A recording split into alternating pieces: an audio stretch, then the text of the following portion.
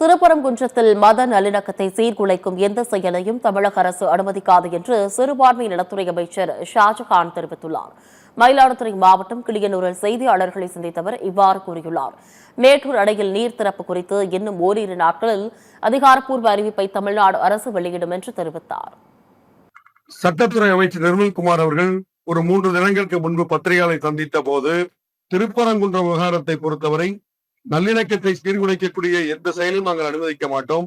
முன்பிருந்த அரசு எதை பின்பற்றியதோ அதே நடைமுறையும் பின்பற்றப்படும் என்பதை தெளிவாக்கி இருக்கிறார்கள். நிச்சயமாக அங்க சமய நல்லிணக்கம் கலைக்கக்கூடிய வகையிலே அந்த முடிவில் எடுக்கப்படும். இன்னும் சொல்ல போனால் திருப்பரங்குன்றத்தை பொறுத்த வரைக்கும் அந்த சட்டமன்ற தொகுதியிலே இது போன்ற விசமிகளின் விஷம பிரச்சாரத்தை முறியடித்து தாவேகா மிகப்பெரிய வெற்றி அந்த தொகுதியில பெற்றிருக்கிறது. இந்த விஷம பிரச்சாரத்தை செய்த பிஜேபி அணியினர் வாங்கிய வாக்கு சதவீதம் 19% கீழே என்பது குறிப்பிடத்தக்கது.